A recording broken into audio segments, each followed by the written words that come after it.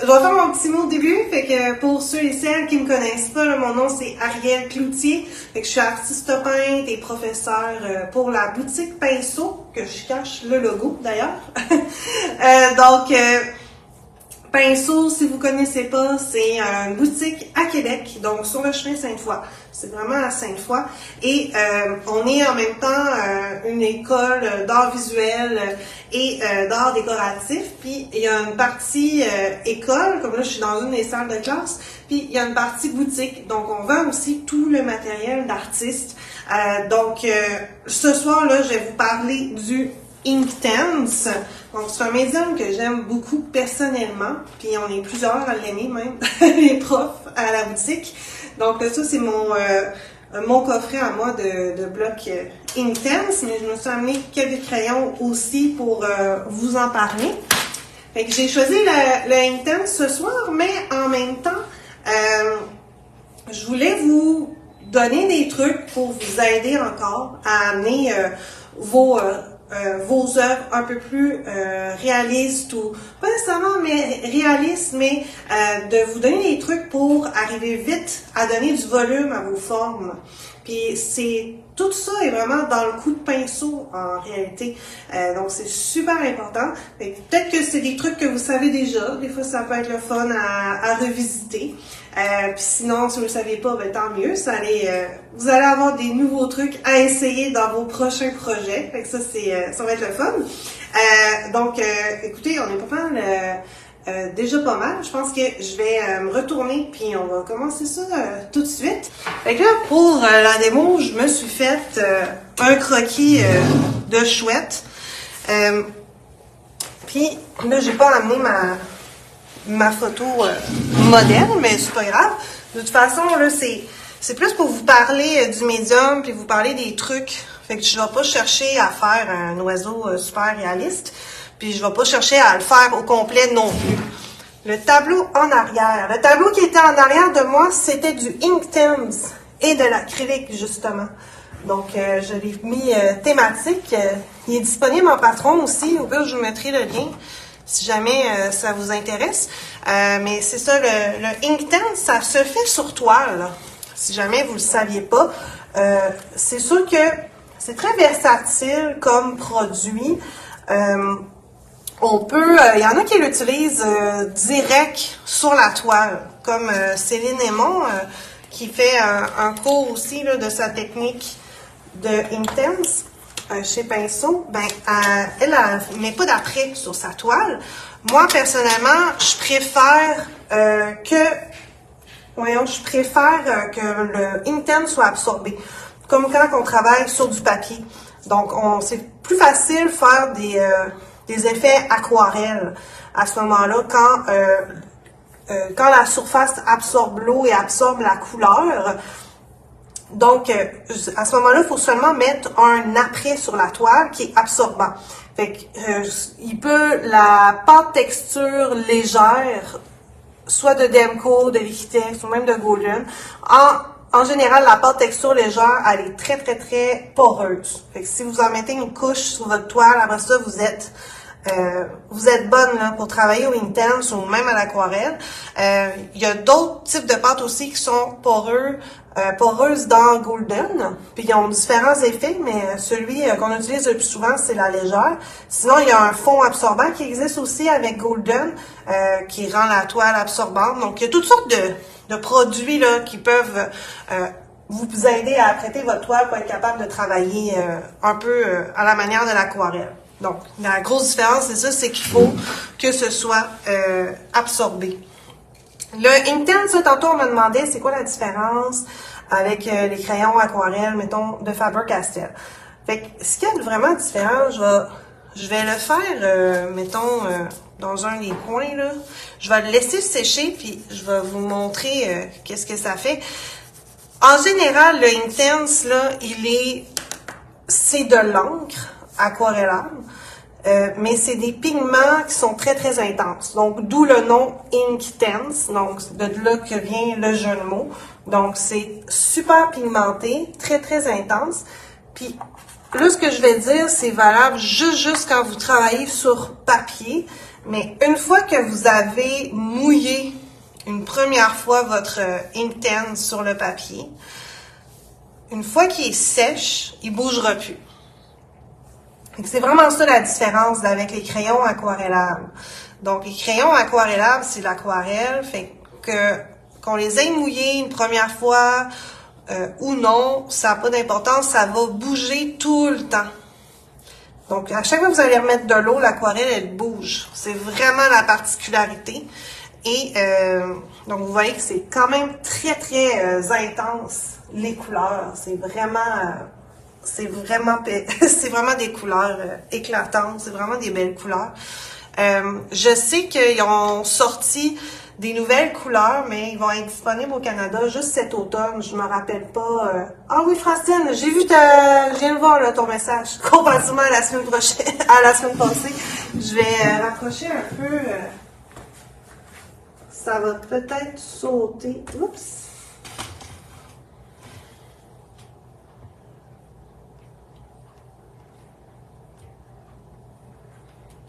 Hein, ça a l'air pas pire.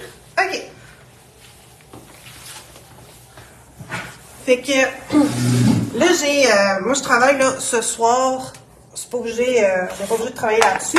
Mais là, j'ai pris le papier aquarelle Artistico, le hot press, donc le pressé à chaud. Lui, ce qui est particulier, c'est qu'il est plus lisse, il est moins texturé. Honnêtement, j'ai pas travaillé beaucoup dessus, là. C'est juste, j'étais curieuse de l'essayer en même temps ce soir. Mais que ce soit pressé à froid ou torchon, rendu là, ça dépend du look que vous voulez. Ça va juste être un peu plus texturé, là. Si vous prenez pressé à froid, le classique, ou le torchon, ben, il va être encore plus texturé. Fait que là, ce soir, je suis sur du papier lisse, puis il est 100% coton.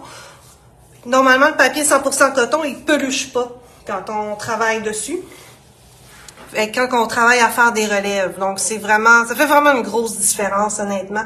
Quand vous travaillez avec du papier cellulose, là, c'est sûr que ça va pelucher. C'est vraiment pas du bon papier pour faire des relèves. Mais là, de toute façon, comme je vous disais avec le Inkten, on fait pas des relèves parce que il rebouge pas.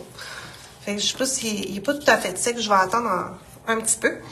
Donc, en attendant qu'il sèche, comme il faut, je vais vous montrer mes petits trucs. Fait que ce que je voulais vous parler ce soir, puis là, je pense que je vais prendre des couleurs, je cherche vraiment pas à faire du réaliste, là, fait que on va prendre des couleurs, des belles couleurs. Ça va être fantaisiste, ça va être beau, ça va faire différent. Fait que, bonsoir Pierrette. Ben oui, vous reprendrez en différé, il n'y a pas de problème. Donc, quand on travaille avec le bloc, ben j'aurais pu le laisser dans ma palette, là. Ben là, c'est parce que vous ne le voyez pas, là, dans ma palette, je pense. Ah, ben quand même, oui, vous. On peut tout simplement venir chercher la couleur avec notre pinceau. Là, ça, c'est un pinceau réservoir. Comme ça m'évite de tout le temps retourner, aller chercher de l'eau. Mais, tu sais, ça s'utilise de la même façon avec un pinceau régulier, là. Il n'y a vraiment pas de problème. Et vous pourriez aussi griffonner, hein. Je le ferai, là, mais je peux griffonner avec mon bloc, comme j'ai fait ici, puis de venir le remouiller par après, là. C'est ça qui est le fun.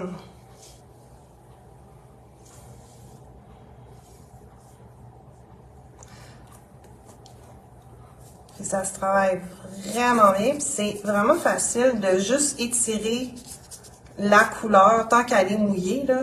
On a vraiment le temps de la travailler tant que c'est pas sèche, puis là on peut l'étirer puis se créer un beau fondu à rien. Puis quand on fait un projet comme ça, mettons que ce soit un animal, un personnage, à chaque fois qu'il y a des formes qu'il faut voir du 3D dedans, c'est ça un peu que je vais vous parler, c'est qu'il faut toujours que vous suiviez le volume avec vos coups de pinceau. Puis je vais vous faire un bon exemple, je vais vous faire un contre-exemple. Fait que, tu sais, si je viens faire la bédaine, là, ici, je peux je peux travailler, oui, sur la tranche, mais je vais toujours suivre la forme.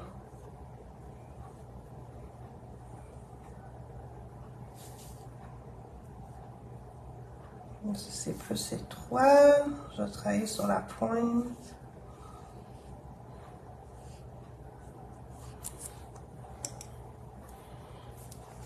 J'en avais mis beaucoup. Puis là, j'ai nettoyé mon pinceau juste pour enlever le pigment, puis me permettre de travailler un dégradé. Là, je peux revenir frotter mon bloc.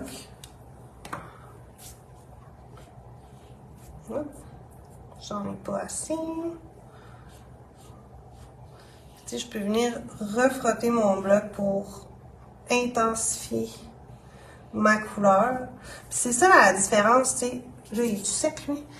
C'est ça la grosse différence avec l'aquarelle. Le Intense, vu que sur papier, il bouge pas. Tu sais, si je viens... Ah, il bouge encore. Il doit pas être tout sec. On va attendre. Mais tu sais, il bouge pas tant. Il bouge pas tant que ça. Il bouge vraiment pas autant que l'aquarelle. Ce qui fait que si je viens faire un lavis, là, mettons, je sais pas, je vais mettre du orange, là, ça va faire bizarre comme couleur, là, ça va faire brun. Ça fait que je redilue pas mon bleu. Fait que je peux vraiment travailler en multicouche. Je peux vraiment travailler comme si je faisais des lavis à l'acrylique.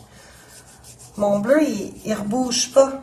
Tu sais, on voit que mon pinceau, là, il est pas teint quand je l'étire sur mon blanc. Fait que c'est vraiment ça la différence. Quand on travaille avec des pinceaux doux, là, je faisais exprès, j'essayais de le faire bouger avec un lunar, là. Ça, c'est un pinceau qui est vraiment raide pour voir à quel point il bouge. Mais quand on travaille, on voit qu'il bouge un peu quand je le frotte avec un lunar. Mais quand je vais avec un pinceau doux, là, il bouge pas en tout. Alors que l'aquarelle, elle va bouger, tu sais. C'est vraiment ça la plus grosse différence. Fait que quand je travaille, mettons, je viens avec une autre couleur. Fait que quand je travaille sur mon personnage puis sur mes formes, tu sais, la bédaine, c'est tout le corps de l'oiseau, c'est rond, là. Tu sais, fait qu'en principe, si ma lumière vient d'ici, je suis censée être plus foncée. Être plus foncée dans le bas.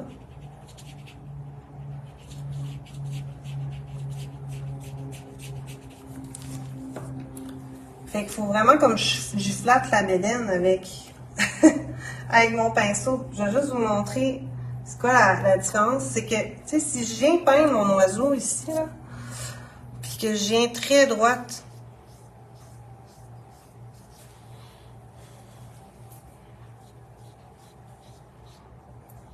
ça fait pas la même affaire. Tu sais, je suis pas capable de... Je suis pas capable de donner la rondeur. Pour donner la rondeur, là, il faudrait vraiment que je travaille. Tu sais, vous voyez, je suis obligée d'enlever de la couleur pour vraiment venir me créer mon dégradé vers le haut. Pour que ça reste foncé. Fait que c'est très difficile. Puis c'est aussi vrai, mettons, que j'aurais travaillé à l'horizontale. Mettons, je vais travailler la grosselle. Ben, je vais pas venir mettre ma couleur comme ça, là. Tu sais, je veux dire, on peut y arriver, mais c'est beaucoup plus difficile. Fait que vous êtes mieux de toujours suivre. C'est quasiment comme si vous dessiniez avec votre pinceau. Il faut toujours suivre la forme. Fait que si je viens mettre un peu plus d'eau.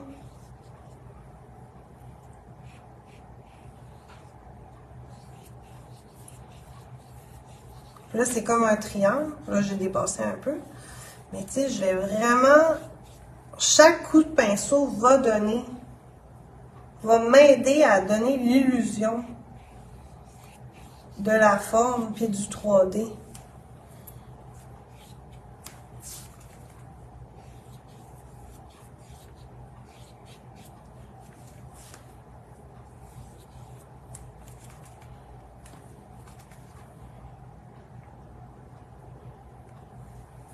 C'est surtout important pour l'aquarelle, tu sais.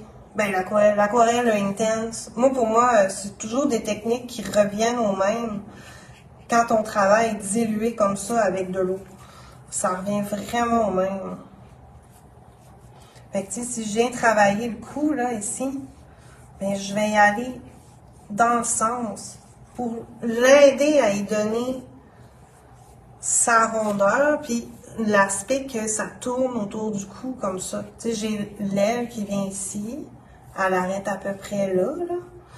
Fait que là, le cou, ben, je donne, c'est comme un autre cylindre, je donne sa rondeur avec des coups de pinceau. Fait que ça m'aide déjà à faire quelque chose de plus vraisemblable, de plus réaliste. J'ai de la misère à faire pas correct, là. Mais tu sais, si je viens...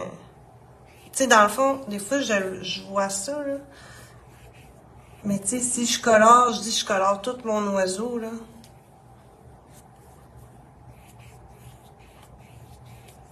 Tu sais, je dis je fais l'aile, puis je fais tout l'oiseau. Ici. Je monte jusque dans le cou. C'est pas du tout... Ça ne donne pas du tout le même aspect d'avoir des coups ici qui vont de bas en haut jusqu'au bord de la tête que d'avoir vraiment des coups qui vont de bas en haut ici, qui arrêtent à l'aile, puis que j'ai un autre coup qui me donne ma rondeur dans ce sens-là. Je sens beaucoup plus une séparation ici d'avec le cou qu'ici. On dirait que ça a l'air un peu plus comme un bout. Ça a l'air comme de la même section, alors qu'ici, on sent plus les deux sections. Et que c'est un peu ça. C'est vraiment de séparer chaque section de votre sujet. Ça, c'est vraiment ce que je fais tout le temps. Hein. Si vous faites de mes patrons, c'est tout le temps ça. Quand vous faites un visage, quand vous faites un animal, c'est tellement important de comprendre chaque forme, la tête qui est ronde. Tu sais, là, c'est pour ça que je vous dis, c'est pas du tout un projet réaliste que je fais, là, c'est vraiment juste pour vous expliquer les coups de pinceau, puis en même temps, vous voyez, là, intense, comment ça se travaille.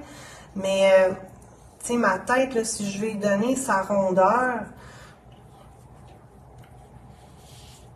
il faut que j'aille dans le rond.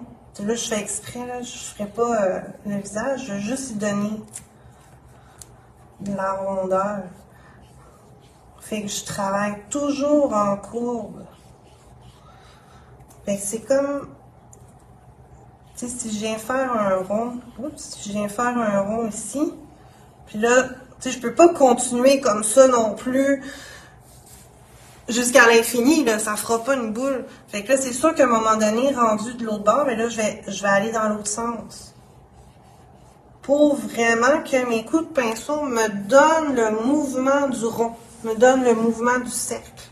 C'est vraiment ça qu'il faut aller chercher. Fait que c'est vraiment d'analyser un peu chacune des sections, puis de varier votre coup de pinceau pour qu'il épouse un peu la forme que ça doit avoir en réalité. C'est vraiment ça. Puis, là, il est rendu quelle heure, là? Moi, j'ai tendance à pas voir l'heure puis à me dépasser. Puis, quand on travaille nez sur nez, ben là, avec le Intense, oups, j'ai ramassé du orange, je pense.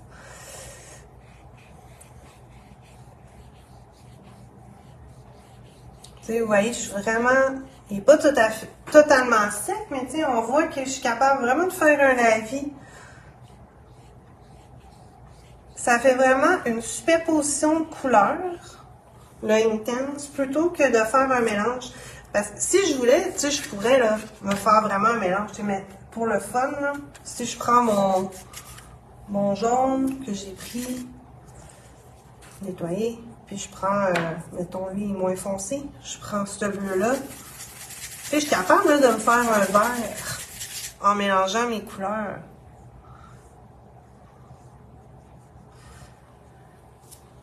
Mais tu sais, on voit que c'est pas tout à fait le même vert que ça m'a donné ici puis là. Tu sais, je peux même mettre plus de jaune si je veux. Puis vu que ça se réactive pas, ben je peux vraiment aller chercher du jaune très très intense. Puis c'est ça aussi qui est particulier avec le Intense, plus que vous allez... Ah, vous voyez pas ma palette. Plus que vous allez frotter votre bloc Intense, plus que ça va être opaque. Ben, être intense. Là, je pense que mon pinceau est peut-être sale. Et tu sais, ça en devient crémeux, là. Tu sais, je suis vraiment... Moi, c'est tout le temps comme ça que je travaille, là, honnêtement, là.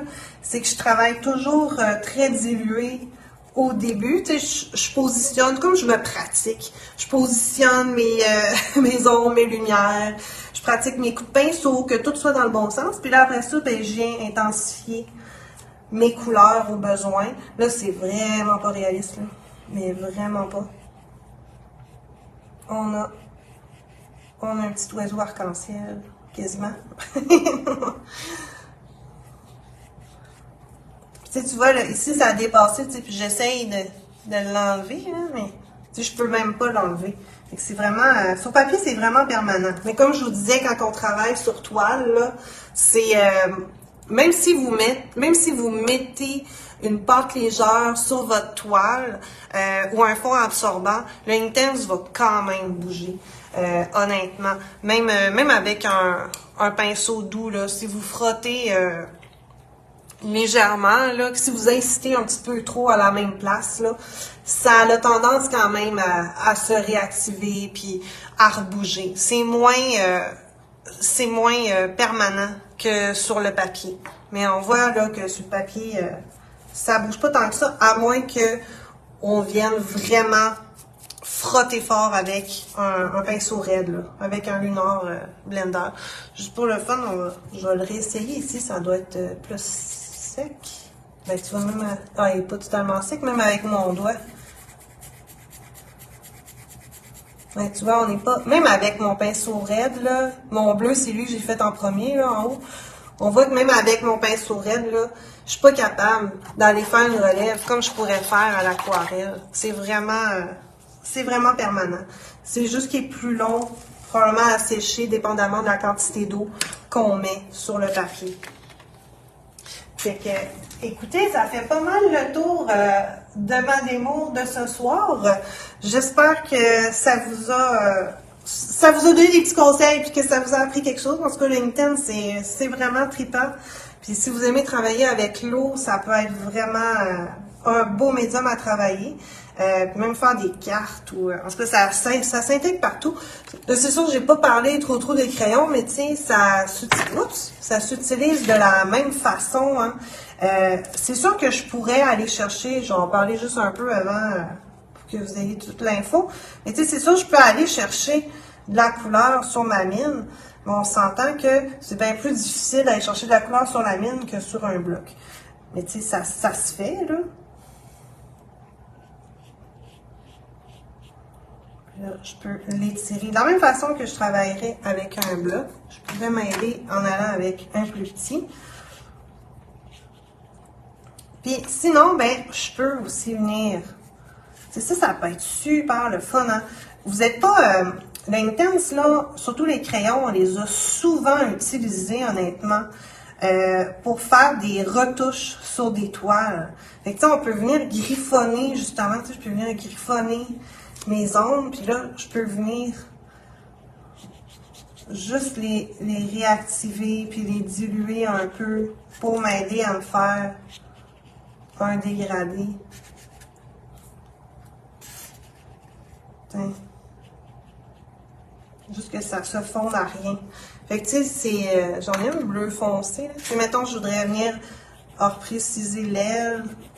Oh, il n'est pas assez foncé. Je vais prendre mon Iron Blue. Hey, ça paraît que je l'aime, celui-là.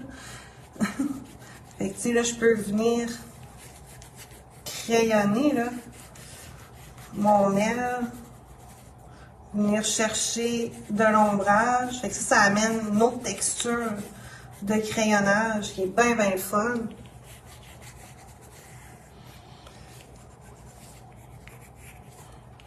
Puis on pourrait revenir avec notre pinceau au besoin.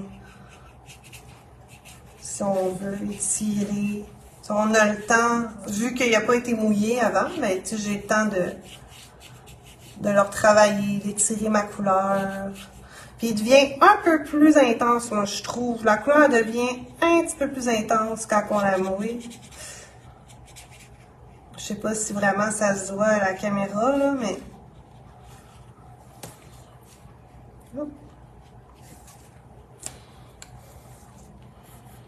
Oups. Ça se fait vraiment bien. Ça a comme une texture de crayon de couleur quand on l'applique.